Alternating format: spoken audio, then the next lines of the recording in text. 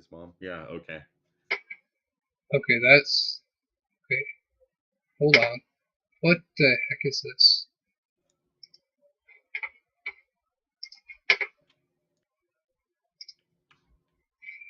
Hold on.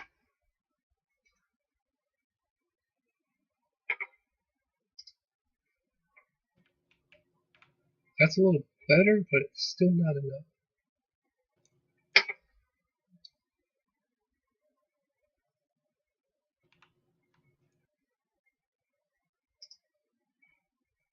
While you're getting that set up, how about the stream? Everything sound okay? Guys digging the volume levels and it's quiet enough in here when Gogi's not going crazy barking. Press 1 in the chat if the audio sounds good. Straw poll. Okay, I guess yeah, we're recording, and the, if you're watching this on YouTube now, this is us getting set up and Squall being horrible at his show. But anyway, welcome to, yeah, the video for the recording will probably look horrible. They won't be able to see who's typing in chat, and they won't be able to see words very well, but they'll be able to see the game being played on screen, and that's good enough. So anyway, welcome to Squall's segment called 5 Good Questions, and we're on stream with People Powered Games, who has it's his Twitch channel. He's under the game development tab. He's actually working on uh, the the best-selling hit of 2016 MMO. Hey, Anyway, what's up? if you saw it come up, that's the inventory screen. What his Well, I'll go ahead and have you introduce what your game is. Yeah, I'm Mike of People Powered Games, which is just a name for my one-man studio, myself. Um, but my game is a basically it's a kind of cross mishmash of a massively multiplayer online role-playing game uh, that's inspired by like 16-bit and 8-bit era RPG games like Dragon Warrior slash Dragon Quest, Final Fantasy, Secret of Mana, all those old like turn-based RPG fighter games. I'm trying to kind of my main inspiration for doing something like this was to make a game that was a fun MMO game that you can like play on the go and stuff like that. Like the other MMOs I played from the Google Play Store and iOS App Store were just not really doing it for me. Either their touch controls weren't very fun, or they played really bad on a on a phone data connection versus Wi-Fi, so you couldn't play it on the go. So trying to make a game that doesn't have those problems, I guess, and harkens back to the games I loved playing as a kid. All That right, is Portal Walker in a nutshell. in a nutshell, yep. And when do you expect to be fully complete? Although I shouldn't probably be asking that because a MMO is never fully complete, right? Exactly. Like if my fingers are crossed right now as I say this, my dream is for this to turn into a business and I can start, instead of working in my house, I'll be working on the game in an office. But yeah, if everything goes right, I would love to be working on this game for the next like 5+ years. Just constantly adding new features and more content and just making it like my number one thing that I love about what I'm doing right now is that I'm working on something that 12 or 13-year-old me would be like, wow, that's awesome. And so to be able to sustain that and turn it into like something I could do as a career would be great.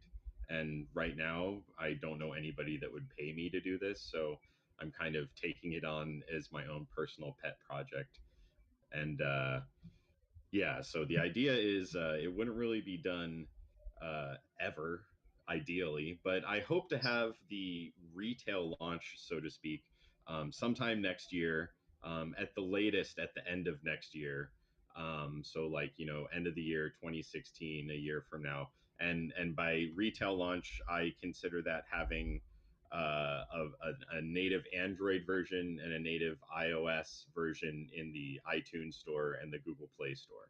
So at that point, I'll consider the game launched and version 1.0 out the door. And from that point, it'll go into continuing to just keep adding more features and content and supporting the game. All right, now when you release that, is it going to be a free game, or are you going to have like a minimum uh, price set for it?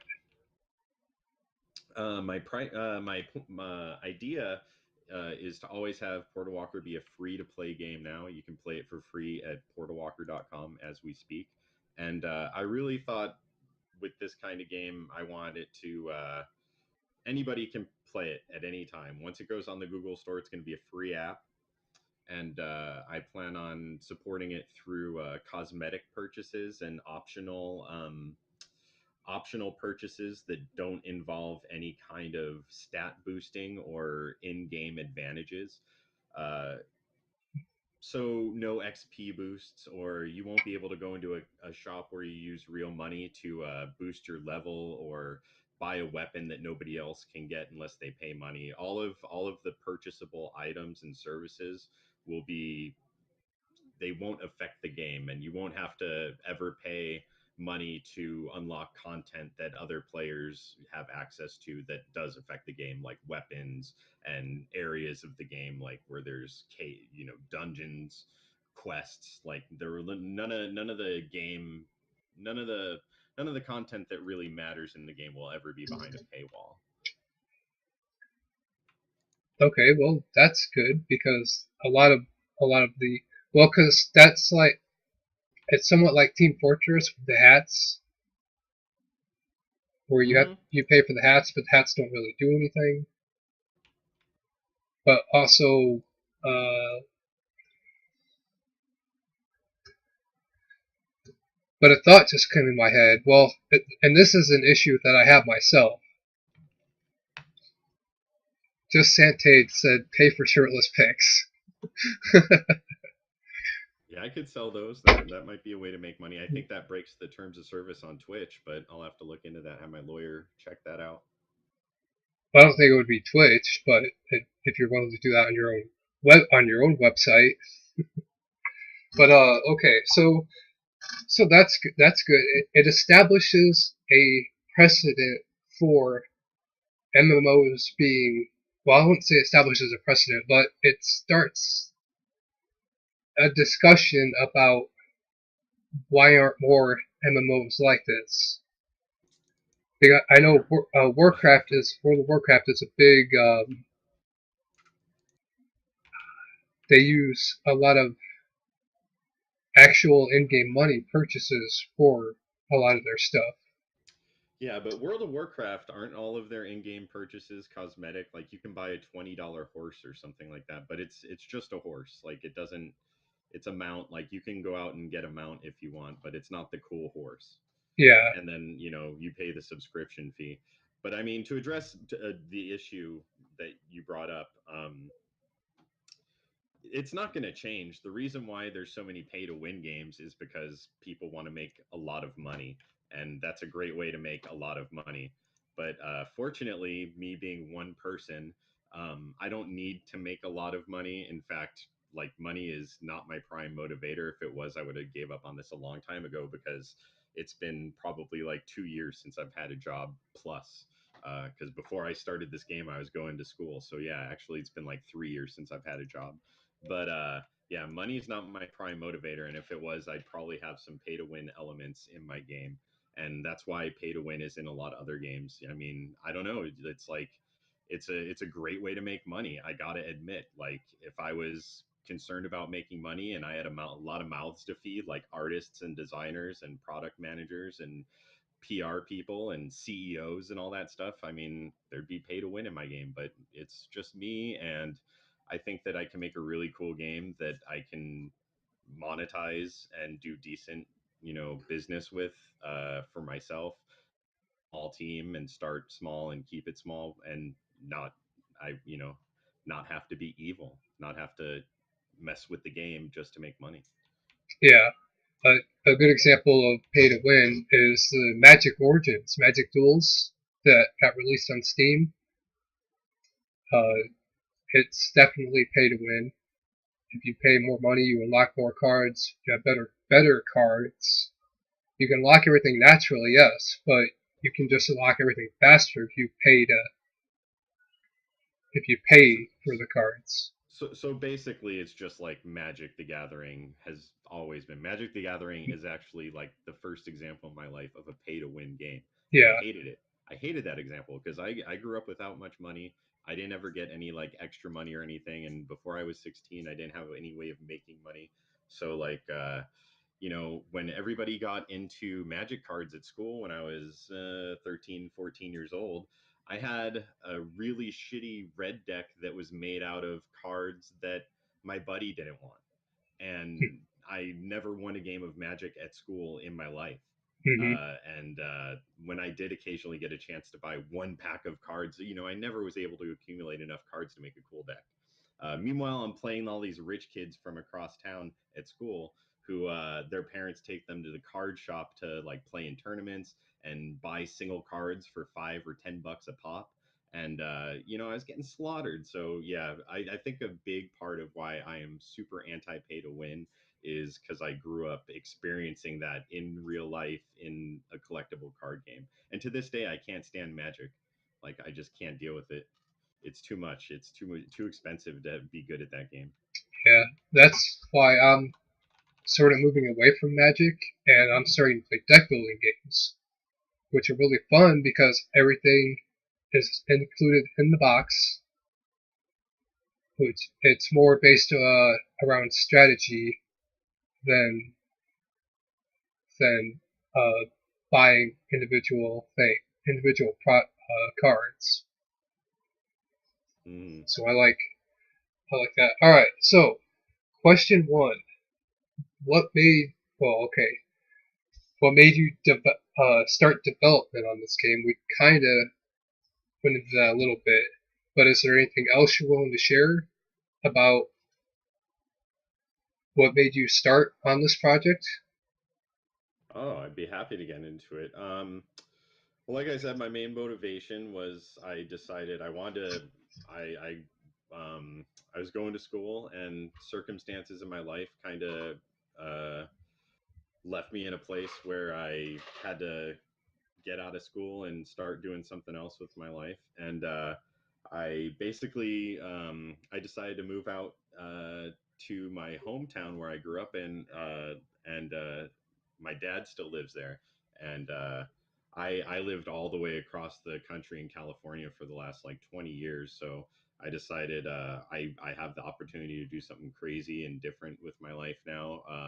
Let's go back home, halfway across the country, and spend some time with my dad and family and all that stuff. So I moved out to the Chicago area in Illinois, and I basically had the option to get a job, or my dad was really cool with letting me not pay rent and supporting me while I start my own business making portal walkers. So I decided, you know, I got this idea for a game. I basically want to make an MMO version of Dragon Warrior, which I probably shouldn't, go too hard on saying that since my slimes are very inspired by that series. I'm probably at some point going to have to take them out, even though I did do the art for the slimes on my own. But yeah, that was basically I had spent the last I was a web developer by trade. I spent about 6 years working for a website doing web development, and then when that ended, I was like, okay, what do I want to do now? Do I want to get another web development job? Do I want to go back to school? And I was like, you know what? I'm going to teach myself how to make games. So I made a ton of different game demos, and I just learned a lot about game development. And then after everything kind of went down, I I decided, okay, it's time to try and actually make a game, like a game that you finish and polish, and yeah, so here I am. Very, very awesome origin story. All right. All right. So, in moving from the big city to the big city, before you left Chicago, like, well, you said you didn't grow up very rich or anything. Did you still play like console games or PC games or anything like that? Well, I mean, I wasn't like starving by any means, but like I grew up playing console games. I think I got my Nintendo when I was 5 years old, and that was Hmm. about a year after it had been released. And then my next console was a TurboGrafx 16. I opted for that instead of the Genesis, which I'm still happy for that decision. Even though I love Genesis, I love there's some great Sega and Sega CD games, but yeah, I'm proud to say I was a TurboGrafx 16 kid. Not a lot of people can say that. But you know, I played consoles up until when I was 13. I moved to California, and when I moved there, my aunt that I lived with had a computer that she never used. It just sat on a desk, and I was just kind of like a curious kid, like, "Hey, can I poke around on this thing?" And you know, that got me into computers and tinkering, and at some point I was like, whoa, you can like play games that aren't solitaire on this thing and Minesweeper. There's other stuff you can do with it. Like some kid brought over a 3.5-inch floppy disk that had Jet Fighter 2 on it and another floppy disk that had like Leisure Suit Larry 2 or 3 on it. And I actually couldn't play Leisure Suit Larry very far because we had no way to. I had no way to get past the copy protection. He didn't give me the cheat sheet or anything like that. Yeah, But the questions that they ask you. yeah, but I mean, just getting like 10 or 15 minutes into that game, I was like, okay, like, and that got me into since I didn't have a lot of money in my teens and I couldn't buy new console games, that was like completely not an option. What was really cool is you could go to the, you know, they had like either Egghead Software at the time or Electronics Boutique. You go there when they still had PC games, a lot of PC games. And they'd have a bargain bin where you can get a game for like 5 to 10, $15. So I'd go buy an old game on 3.5-inch floppy disk or an old CD game that had been sitting at the bottom of the bargain bin. And that was a way I was able to like play games and do cool new stuff. Like I couldn't really download stuff. That particular computer 386 20 megahertz had a 2400 baud modem. It was, you know, I did download some games and demos on that thing, but way too slow to do that on a regular basis.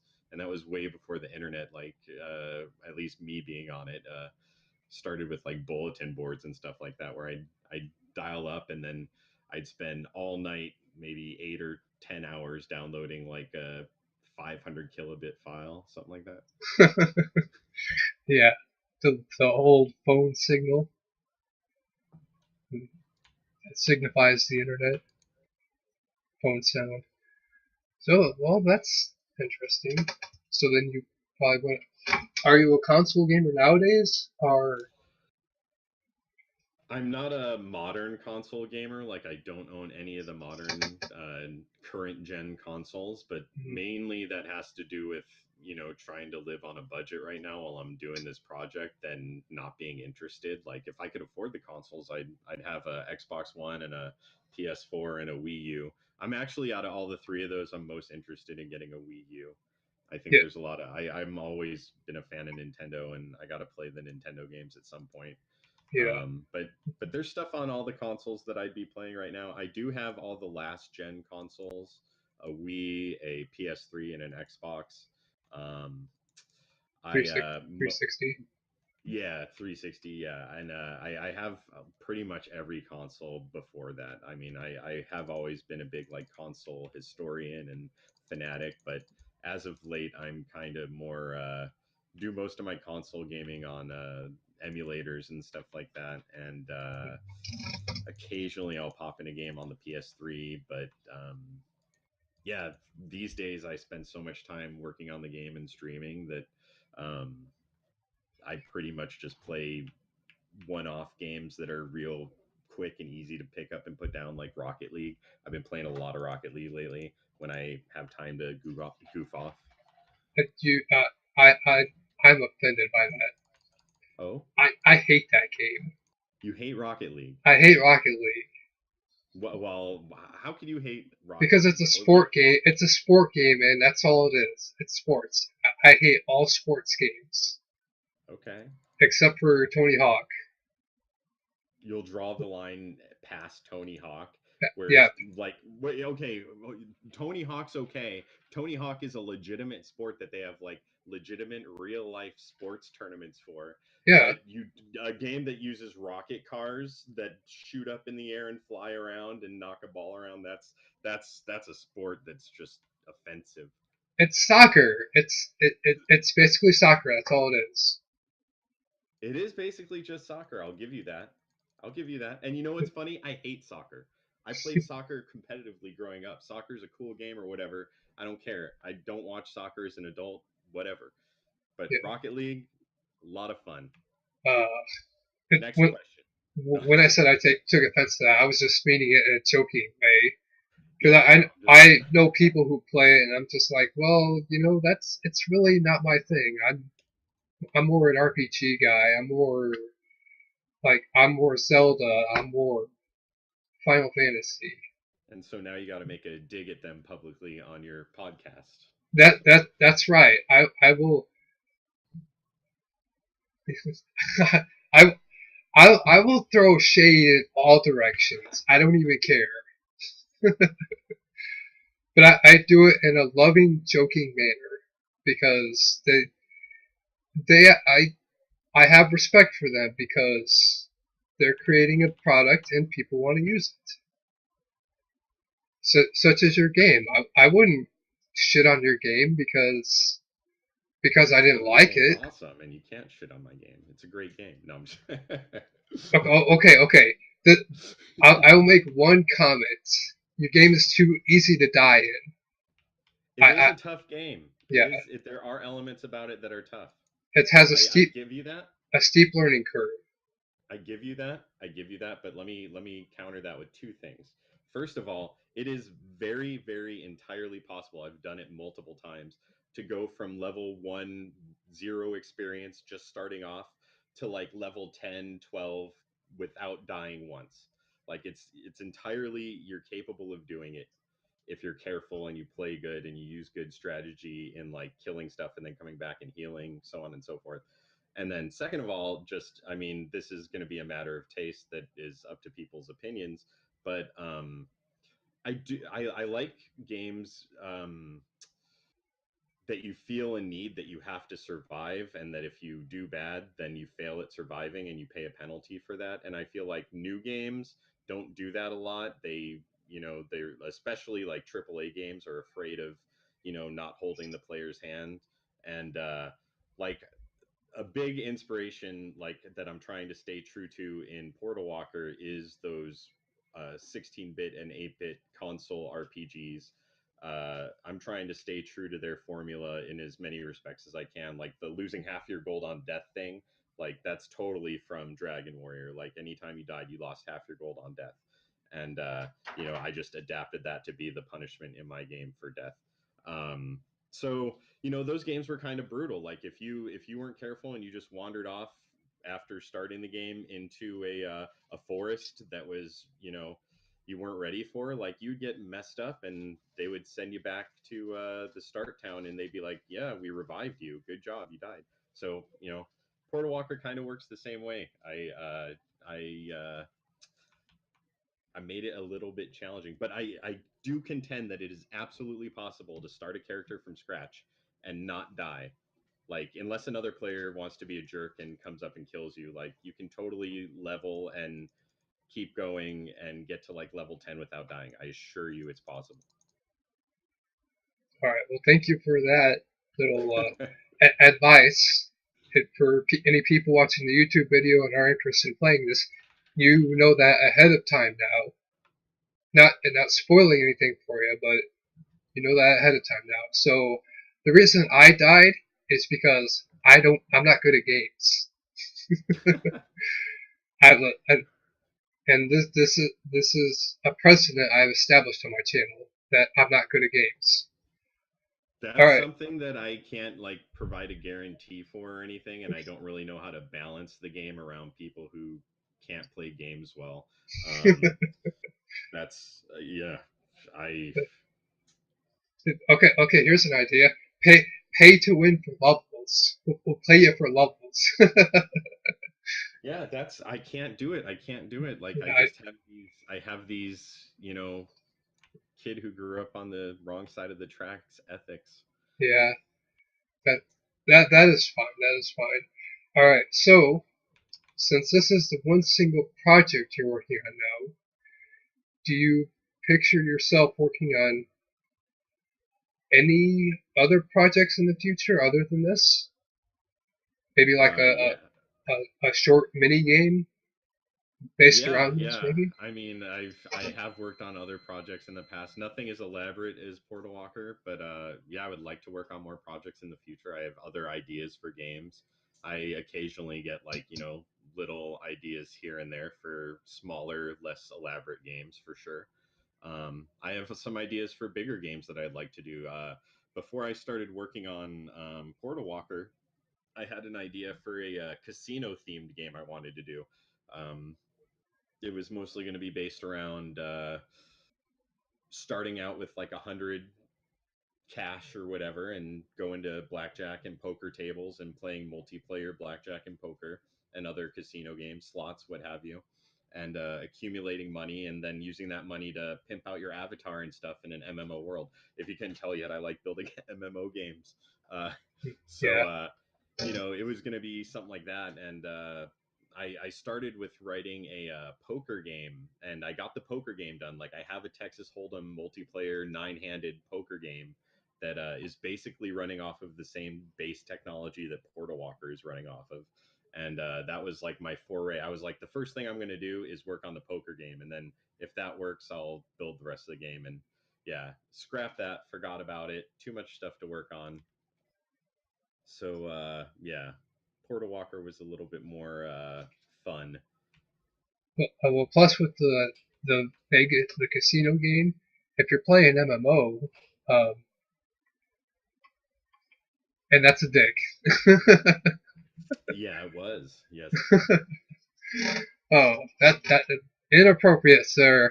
Sanjay, you're a little inappropriate. Or Sanjay.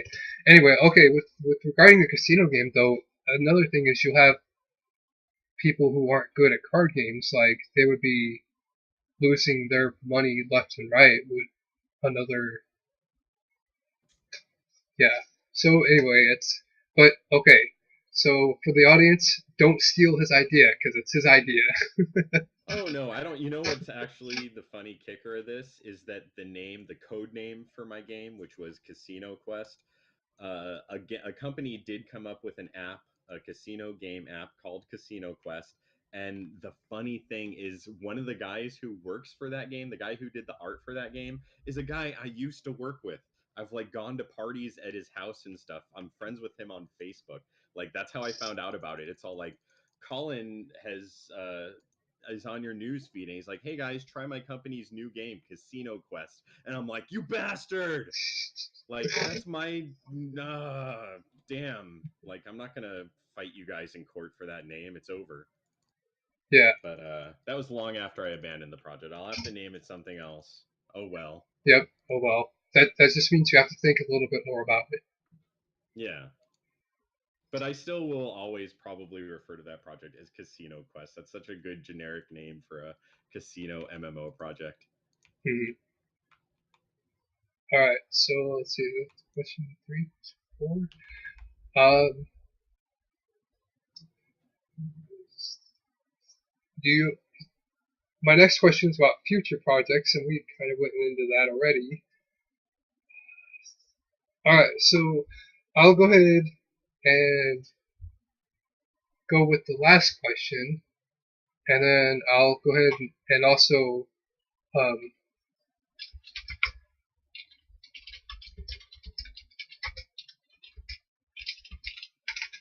also open it up to chat to if they have any questions.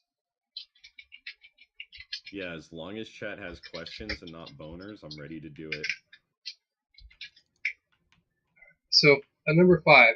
Okay, this gaming engine, let me scroll down, and it's off of, says, okay, the game client is written in Hax using Hax, Flixel, and Flash Develop. The server is written in Java using NetBeans. You use mostly Adobe Photoshop and GraphicsScale for creating art for Portal Walker, but you also occasionally use Adobe Flash Pro for making vector graphics and animations. Maps in Portal Walker are constructed using Tiled, and links for all the programs you use are provided in the tools you may see me working with info panel. So, Flash Develop. Okay, so first of all, uh, for a person who doesn't know all those terms, could you go into them just a little bit? Okay, yeah, I can kind of go down the list there in Well, a very let me succinct bring up. manner. Okay, I'll explain. I'll explain what Hax is because Hax is in the description. It's an extremely versatile toolkit for cross-platform and cross-target development. Cross-platform and cross-target means that you can put them on many different devices, such as you could use a console, you could put it on the Wii, you could put it on a GameCube, you could put it basically anything that exists, it will work on. Am I correct in saying that? You're absolutely correct, and that is the prime reason I chose Hacks and Hacks Flixel as my when I decided to start this project. I knew that I was gonna look into using something new, something that I wasn't familiar with, because the things that I had previously used are kind of outdated. I did a lot of game development making Flash games that were only for Flash and were written in ActionScript 3, which is the programming language to write native Flash games.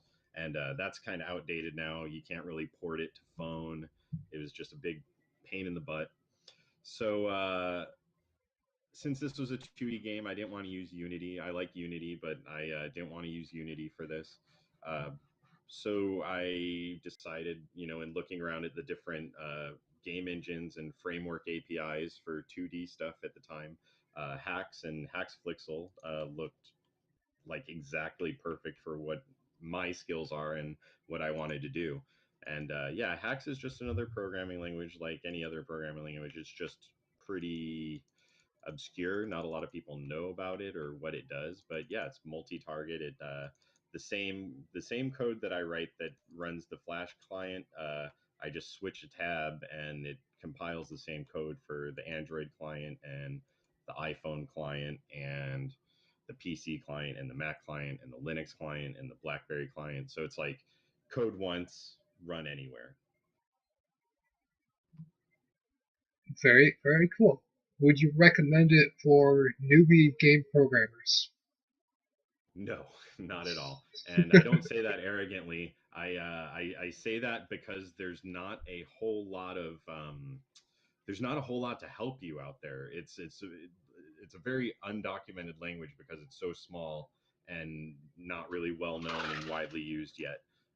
So if you don't have any background in programming at all, you're going to be really hard pressed to find like good tutorial material. A beginner how to make games in Hacks book did just come out recently, and I totally think that a beginner to programming could probably start somewhere with like a book that teaches you how to start from scratch making a game, and like, so by all means, if you wanted to jump into it, that might be a good place to start. But there are so many other game creation tools and languages that have piles and piles of tutorials and how to make stuff in this, Java, Unity, which is C sharp, um, uh, Python, all these other languages that have just so many more resources for a beginner. So Hacks isn't like more complicated than any of those other technologies I mentioned.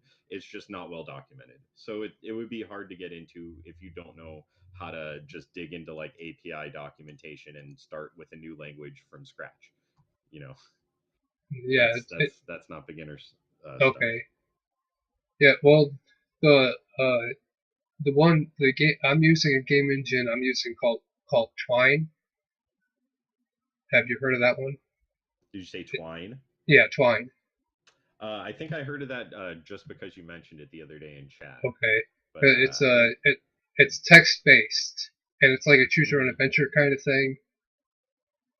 But I've been using that. I'm working on a game right now that I'm still working on it.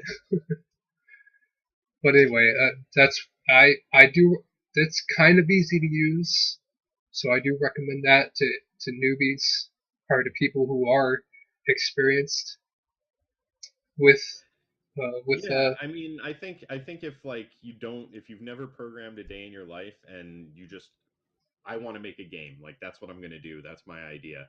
There's so many awesome ways to do that, and like starting with a programming language is not really the best way to do it nowadays. If you want to be able to take your skills that you learn and maybe go get a job one day, that might be an important factor in your decision to learn a programming language versus using like a build a game tool. But by all means, for most people that just want to get into game development and all they care about is making a game, that's the best way to do it nowadays. Like use Game Maker, what is it called? Game Maker Live, GML. Use RPG Maker. Use Unity. So many good tools out there. Just Twine. uh, there's a game that just came out called Shadow Complex. It's like Metroid kind of. It's like a Metroidvania, and it's I believe it's Unreal that made it, but it, it's basically a rip off of Metroid. I mean, down to the items and pretty much everything. The only thing about it really that's better is the graphics, and it's more like a third person shooter kind of, Mm-hmm. where where you and we have people in the background. Okay. Anyway,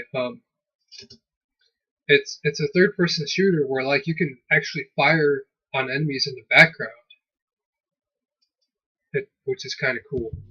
But I think they use the Unreal Real Engine maybe. Mm-hmm. They use the Yeah, a Unreal lot of Engine to people are using Unreal Engine 4 these days for 3D stuff. So yeah. yeah, sounds about right. But but anyway, okay. So my last question will be: do you have any advice for game creators? Yeah, absolutely. And I think it kind of ties into the last part of what I was talking about is just if what you want to do is get into games, is just start with an engine like get Unity, get Game Maker, get RPG Maker, get into it. But if I was going to give advice more specifically for your question, game makers, like people who already make games, which I kind of feel weird giving this advice because I don't consider myself to be like a pro game developer or anything. I still feel like I'm kind of in the hobbyist category. But anyways, if you're in the earlier part of your game development career, if you're just like still working on making tic-tac-toe and little demos, keep doing it. Make 100 games. Make 100 games that each have one or two levels. Make a platform game. Make a fighting game. Make a top-down shooter. Make an adventure game. Make an RPG. Make a puzzle game. Make a number guessing game. Make a text adventure game. Like just make everything. And then when you decide like, okay, I'm ready, I want to make a full-fledged game that my idea, I'm ready to go with it. You've already encountered like just about every problem you will encounter in that big project by building all those smaller games. It's like climbing a set of stairs. Start at the bottom. When you get to the top, you're there. um and that's pretty much all the advice I would give for somebody who's still just kind of like getting into it and doesn't know where to go, like should I start making a game? Like make games, but yeah, make small games.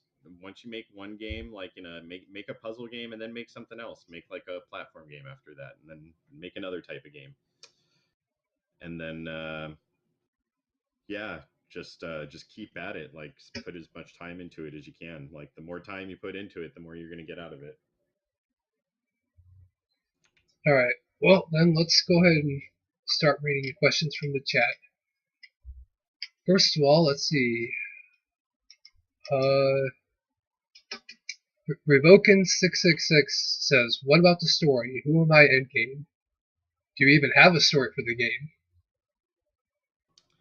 Okay, well, because the game is a early alpha test that is really only online because I want to share development with the world and not do this alone. Because yeah, as a solo game developer, it gets kind of lonely, especially for a multiplayer game, to not have people to share it with. But the story hasn't been very well developed yet or elaborated on, and that'll come more as the content is added and unfolded, and you can get to further and further levels in the game. Right now, you can get to about level 19 or 20 before the game becomes exceedingly difficult. You can get higher than that; it just takes a lot of work. But eventually, that'll be a much easier achievement once I scale back the experience ramp and so on and so forth. But the main story that you get right now is that, and this is kind of a joke about MMOs. Like so in Portal Walker, you just kind of make your account, and then you show up on the beach in this town, and everybody around you is kind of like, "Whoa, did you just get here too?" Kind of like, "Yeah, I just popped in here," and it's kind of like a little in joke on MMO games, like how you know you create your character and then all of a sudden you're this like warrior who is just ready and trained and ready to go out into the world and kill some giant rats or whatever they have you do right when you start the game. uh they make some elaborate backstory that's total BS, and I just kind of wanted to play with it where like why did I spawn here, like what's going on. And while that is kind of like a little joke poking fun at the MMO genre, I do intend for, as the story unfolds, to kind of revolve around that. That players were somehow unexplainable. Now it's a mystery. You'll have to keep playing Portal Walker to find out. Were for some reason brought into this world against their will, and they don't remember who they are or where they came from, and that's how your character starts, and that's the story so So, far. sounds pretty good. And I noticed that one of the first NPCs you run into looks like Samus Aran from Metroid. In fact, the NPC on the screen is the same as the one you start out next to. The with the yellow, the blonde hair and the blue suit. Yeah, actually, it's random. The NPCs, most of them that are not super important, that just have like random little things to say when you click on them, Yeah, they actually load a random skin every time, just to kind of emphasize how they're not really super important NPCs. Because uh, I could have went and made it so that each NPC has a unique skin and so on and so forth, but like it was just easier to make it randomized. And second of all, I feel like there's two types of people who play RPG games, like old school RPGs like this. There's people who go around and they talk to every single RPG, or I'm sorry, every single NPC, and there's people who don't click on any of the NPCs. So to kind of accommodate both players and not really make it so like you're missing the important stuff, uh, all the not really super important NPCs have a random skin each time you load the map. But some of the quest NPCs that are important, that like give away spells when you complete their quest, those guys always look the same and have a slightly cooler look that matches the quest that they send you on. and some of them have an aura. Yeah, like what's on screen Hmm. right now. Exactly. Which I'm glad you denoted them because when I first started playing, I was like, where do I go? What do I do? All right, so let's see. Have Edge099 asks, have there been any bugs in this game? Okay, I want to give a shout out to Edge 099 because he is what I would consider to be the lead Q&A tester for the game, he is saying that joke or question sarcastically, because he has found the most bugs of anybody who plays the game. There are occasionally bugs in the game. What am I supposed to do? Like, it's development. There's bugs. Okay, you got me, Edge. But yeah, he's a great guy, and he does most of the testing and finds most of the bugs, especially the most obscure ones. Which, for the sake of this interview, I'll bring up the most infamous bug I think that he found. Only his account, for some reason, I don't know why it worked. I still don't understand it, but only his account. If he would go to a lake and fish, it would heal him. Only his account. I Really? don't. I fixed that bug. I did what I had to do to get it to not happen. But for whatever reason, only his account, he was able to instantly heal to full health on going out and casting to catch a fish. That was so bizarre. Huh. That's weird. Okay. Well, okay. This is this is a question that actually sets a precedent. Have there been any bugs in this game? Yes. Have there been bugs in other games? Yes. But see, you in game creation, you work all those out as you progress through your creation of the game. Correct?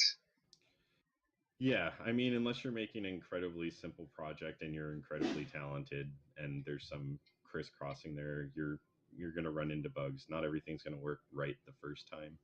So it's trial and error. That's why you have a debugger, and it shoots out error codes and stuff like that. All right. Just Sante asks, have you considered using your beard to measure the time spent coding the game? Yes, absolutely. I mean, it's I I remember when I stopped shaving, and yeah, I roughly have an idea of how long the beard grows each month, although it's been seeming less and less as it gets longer. Like, at first it seems like, oh wow, like it grew a lot this week, and now it's like, oh my god, it's been like a month since it's looked any bigger and fuller. I want to look like a weird homeless guy with a crazy beard. What's going on? So yeah, yeah, everybody else can use my beard as a measuring stick for how long the game's been in development too. Let's see. Right now we're at like 3 months, I think, 3.5 months, something like that. I'll put it in the ORIs later. All right. But Well, for people who can't see what his picture looks like, he has one epic beard. here's the beard for the podcast. You get some of the beard.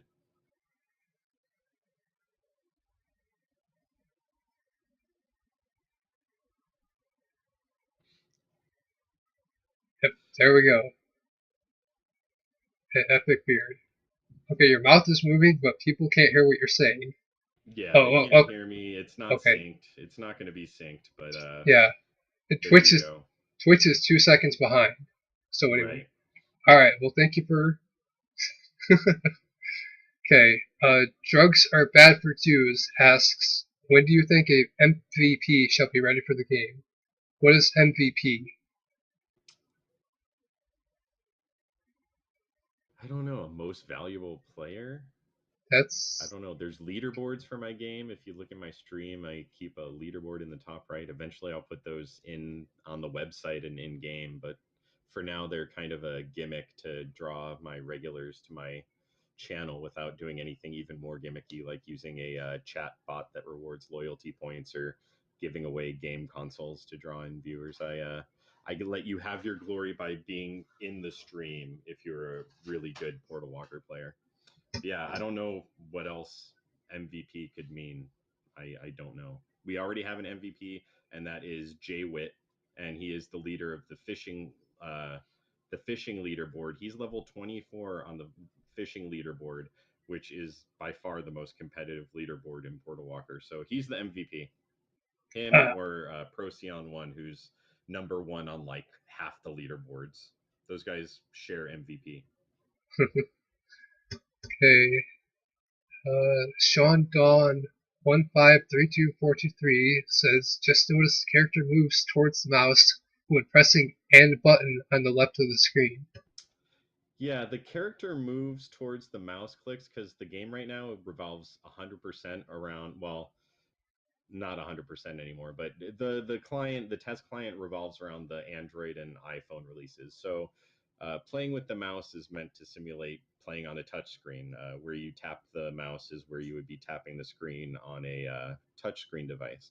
So when you tap on something in game, your little guy moves around and follows the mouse. And if you're playing on a touch screen, that's exactly how it works. Where you hold your finger down on your screen is where the character moves towards where your finger is. So that's part of the touch controls. Any of the keyboard controls that are in right now are purely to appease and accommodate beta testers. Like, I mean, I don't support the keyboard controls at the moment. Like, really, the only things that I'm super concerned about are how the mouse controls work, because that's that's essentially the same as a touch click as far as I'm concerned from a technical point of view. So yeah, for the test purposes, the touch controls are of prime concern, and that's why you move towards the thing. When you move with the mouse, you can play with just one hand. The entire game you can play with one hand just by touching with the mouse and clicking on everything. Good game for people who have one hand or no hands and like use a toe to touch a touch screen. Or use one hand for this and use one hand for something else. I'm pretty sure that people who have access to one hand or less still have a very viable chance at being competitive at PvP in my game. And I'm being totally serious and not trying to downplay or make fun of people with disabilities. Like, my game's pretty easy to casually sit back and play and doesn't require a lot of physical implements. Like, I could probably play it with my nose on a touch screen. Just Sante was getting into what I was or said what I was thinking. All right, so Manderson93 asks, how do you plan on implementing a system to accommodate an extremely large number of players when your game gets more popular? Okay, well, accommodating a large number of players was something that, if you're making an MMO, has to be something you think about, and you think about a lot before you write even the first line of code. Like, if you don't know how you're gonna scale your game and you want to make a game that supports thousands of players, you have to think about that before you write a single line of code, or else you're not gonna start your project off the right way. And it's something you got to think about every single day, every single thing you do. It's a very important part of multiplayer game design for massive multiplayer games to always think about supporting thousands of players. So, anyways, yes, my game will be scalable, and most of my concern would be I need more powerful servers and more bandwidth to scale my game versus like tweaking the code and optimizing it. My game's pretty well optimized for handling thousands of players simultaneously. The only real big limitation right now in that regard is that because it's only an alpha test right now, the world is very small. There's 11 maps right now that players can explore, and that actually is a problem right now. If 1,000 players jumped into Portal Walker right now, that would be a problem because that's 1,000 players all on the same 11 maps in close proximity to one another. Um, for the game to function well and for the server to function well with that many players connected at one time, I would need them spread across, you know, 50 or 100 different maps.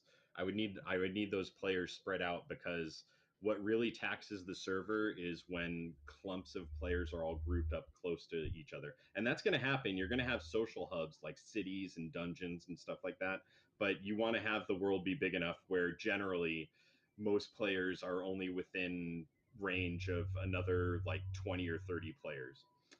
If 100 players or 1,000 players are all sitting in the main town goofing off on the same part of the screen, the server's going to start running like crap. But uh, you have to both design your game technically, like you have to code it so that it's optimized and efficient to handle that, and you also have to design your game, like your levels and your maps, to plan for that. You need to make sure that content is spaced out and players are incentivized enough to stay away from each other and be in their own part of the world that they're currently interested in that time, to accommodate that kind of philosophy in game design and game development.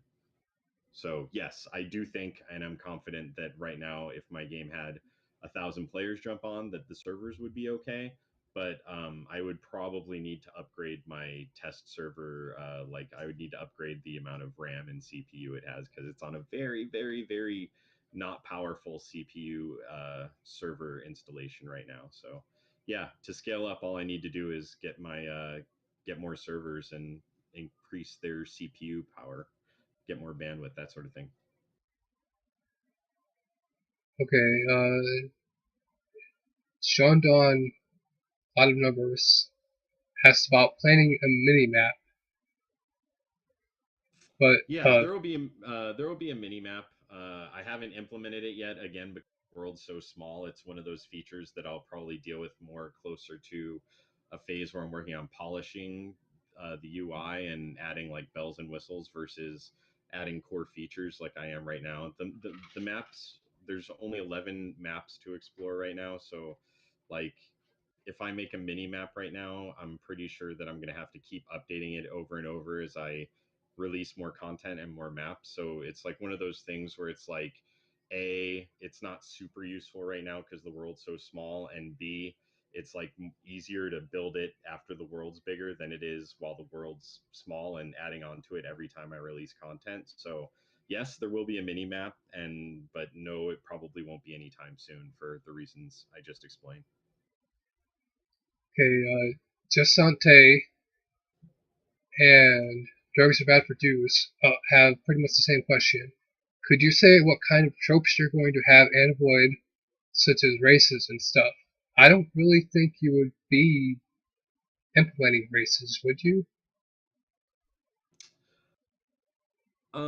Well, I mean, it's a fantasy themed game, so I mean, yeah, there's going to be stuff like goblins and trolls and stuff. Like I like that stuff.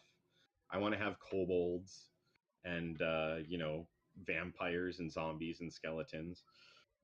That stuff's all cool, and I mean, yeah, it's not original, but whatever. If you don't like it, you don't have to play my game.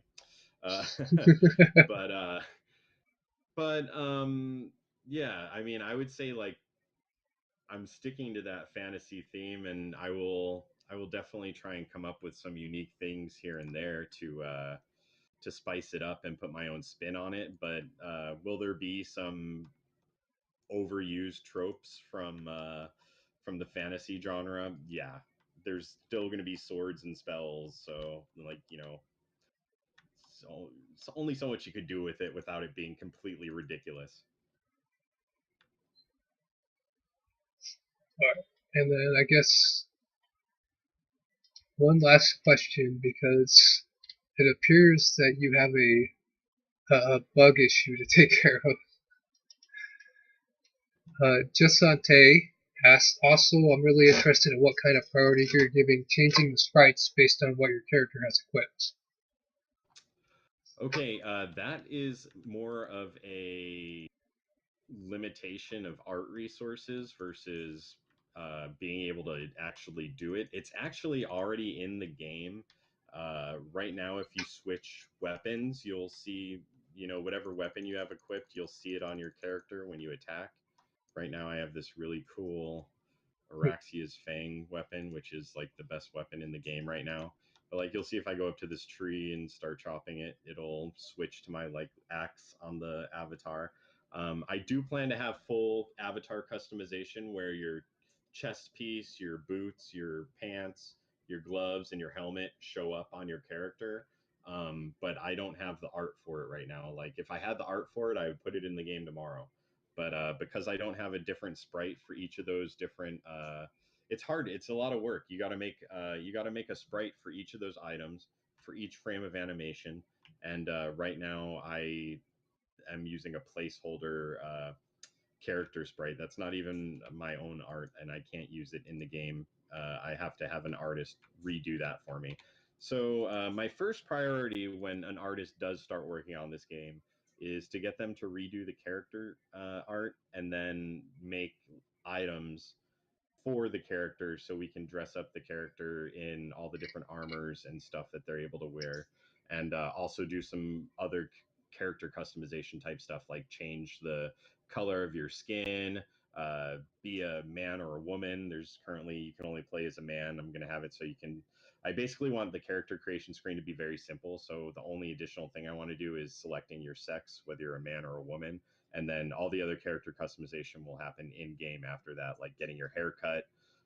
It'll be kind of cheesy, but changing the color of your skin, I'll have like a tanning salon or some kind of building you can go in and pay gold to change the color of your character's skin. So there will be a lot more avatar customization coming in the future, but the main limitation is I don't have the art for it right now. Art is not easy to come by. Not good art. I need, a lot of people offer to do art for my game and help me out, but um, I have a certain vision and uh, I want to kind of stick to that as closely as possible. So even the placeholder art, I try and hold to a standard that is, I'm not a big fan of my background tiles like this dirt and this grass, but I try to make it look good enough that it somewhat looks like something you'd see in a game that was made by somebody who made art before. So yeah, it's mostly a question of getting the art for that stuff, but it's gonna happen. It will happen. All right. Well, like drugs are bad. Just said I have really high hopes for this game now, and I echo that statement. I echo that statement. For I'm gonna actually switch to my character real quick so that you can see what my character is. Wait for it to load. Username. Yeah, while User. you're getting into game, I'm over by Gravelville, if you know where that is on the map. Yeah, I like I can get there. But yeah, I totally dig all these new viewers on Twitch, and thanks for doing this interview. Like that was fun, and I will get more attentive to chat on Twitch after we're done with this. I haven't really been able to pay attention to it because I'm trying to play the game and chat with you, so it's juggling a lot of stuff here, and I've been kind of uncharacteristically ignoring the chat. But we've been getting to their questions, and that's good. But yeah, I just want to give a shout out to Twitch. You guys are awesome, and I stream like all the time, a lot. A lot of my friends are here in chat, like um, talking about game development and gaming in general. So yeah, it's a come keep me company while I'm making this game. I'm lonely. All right, so here's my character. Level 5, 17 HP, 26 experience points, $1. I have to thank somebody, I don't even know who it was, gave me money randomly just because, but I'm glad they did. And I'm by the fishing spot in the first area that's on the sea, which you actually have to be level. No, you don't have to be level 5 to fish it, but you have to be level 5 to cook the fish. You do have to be level 5 fishing to fish there. Yeah. And you have Okay, to be level 5 cook to cook those particular fish. Yeah. yeah, the what are they? Grouper? I think that's what they're called. Yeah, I don't know much about grouper, but I was trying to like look at what fish to put in, and apparently it's a big fish. It's I guess maybe nutritious, but it's not very tasty. So I was like, yeah, that sounds like a pretty crappy second fish. The second fish. Because the first fish, you fish in a pond that's surrounded by slimes, which means you have a potential to die, which actually happened. Mm-hmm. Mm-hmm.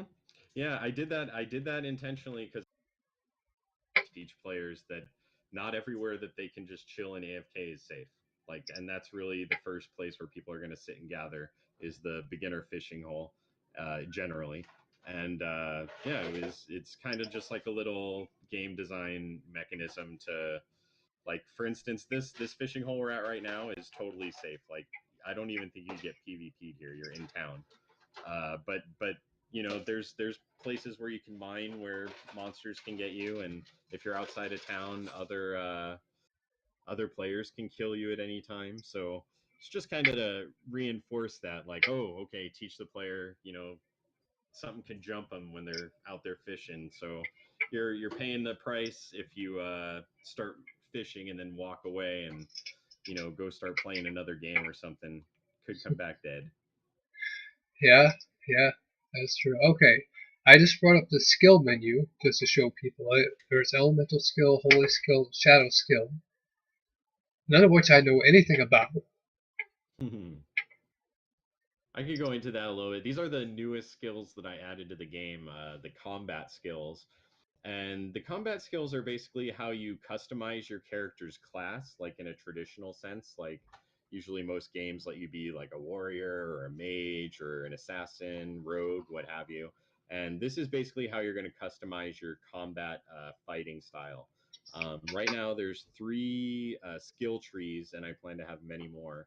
And each skill tree unlocks a different set of spells. For instance, the elemental skill tree unlocks at level one Zap, which is a lightning bolt damage spell. And then the next spell in the elemental tree is Fireball, which is a slightly higher damage elemental spell. And then the holy skill tree is a healing skill tree. It's got a spell called Soothe that heals you. Shadow is more of a dark magic and counterpart to holy. And I have a whole bunch of other different skills tree plans, but that's kind of like the newest thing I've been working on, getting those skills in the game. And then the rest of the existing skills that I put in the game over the summer are gathering and crafting skills. Okay, and crafting. My cooking is level 9, my smithing is level 1, and my wood crafting is level 1. Cooking, I'm gonna max that out. I'm gonna be the highest person on there. Yeah, if you become the highest level smith or woodcrafter, you will be on the People Power Game stream, featured in the leaderboards on stream. Yoo-hoo. And I have 12 in fishing, 1 in mining, and 1 in woodcutting. So, Dark Dash says, I'm going on a quest to become the best skiller. Yeah, no, that's I hope that people get that out of my game, and that's something that they want to accomplish, because I would spend more time doing that myself, but I'm busy working on the game, so I kind of am happy that I do get to do some skilling by testing stuff, but yeah, I can't spend as much time playing the game even as I want to, but yeah, that's I really loved. I actually was taking a break from developing the game around May, and I was bored and I was looking for something to do. And I never played RuneScape before. I played a lot of other MMORPGs as I was growing up, but for one reason or another, I think it was mostly because I was playing World of Warcraft at the time.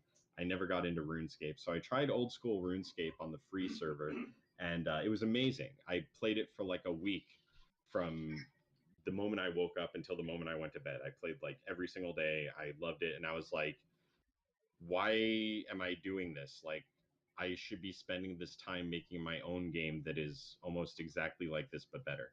And it inspired me to add crafting and gathering as the next few features that I worked on, because I was like, these are pretty good skills, and this idea of having all these different skills to level up is fun. Like, it gives players, there's not a lot to do right now. Like, it's hard to balance live coding this game every day and streaming it on Twitch and keeping it fun.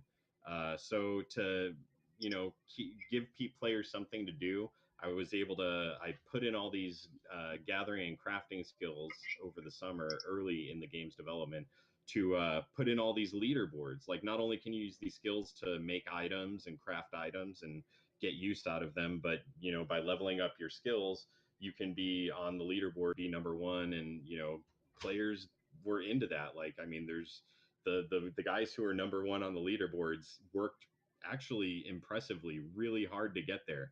Like, getting to level one on that fishing leaderboard would probably take you over like 2 or 3 weeks of in-game play. I have no idea what it is, but it's a lot. Like, getting level 24 in fishing right now is a phenomenal task.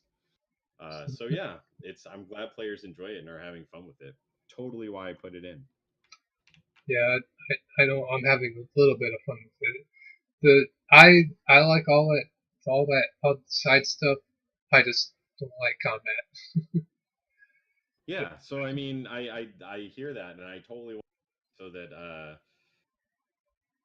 I could accommodate players who aren't all about being in a combat game. Like, now, do you not like combat because you don't like fighting in general, or do you not like combat because you think the combat in my game sucks? Yeah, the latter. The latter. I don't really like the combat because of the style of it. Okay. That would be the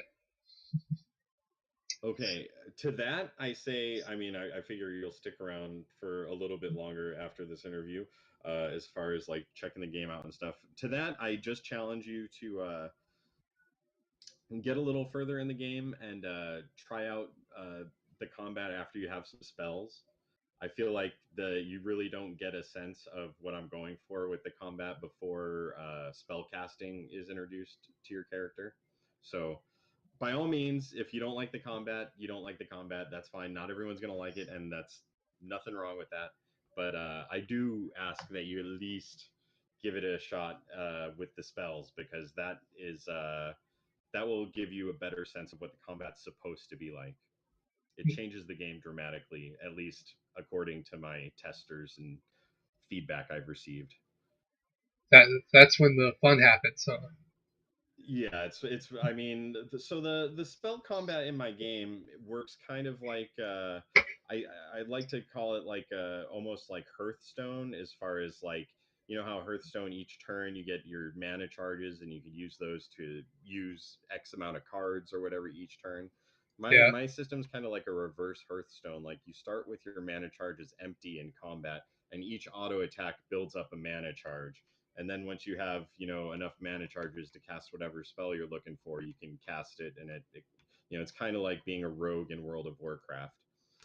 Except it's a little bit different, because as you mix and match skills, you'll be getting different types of mana charges, and you can be either a hybrid character or like a pure warrior or a pure mage. But that's kind of getting like way in depth about all this stuff. The main point is, I would implore anybody who, I mean, if you don't like turn-based combat at all, like if you didn't like Final Fantasy VI or Dragon Warrior type games, you're probably not going to like my game. Like, the game does have turn-based combat, but at the very least, I ask that you try it with a few spells and see how you like it then, because it does get a lot more action oriented and a lot more like thinky, and there's more strategy involved once spells come into play.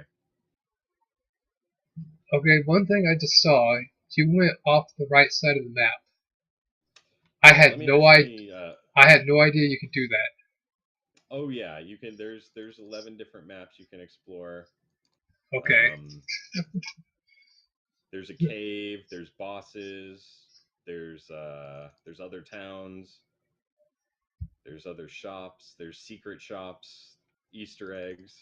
I mean, I got a pretty decent amount of content in there as it is right now, but by no means is this a representation of the final product. This is still Yes. very much like 5% of the total game, So or all less. disclaimer: all images you see are alpha products and Absolutely, yeah. may change at the end of the cycle. Oh yeah. By the time this game comes out, if this video is still up on YouTube, um, people will uh, people will be like, "Oh my god, that game looked totally stupid." Because it'll totally look a lot better when there's professionals working on the art, or if not professionals, people who are better at art than me. Okay. Well,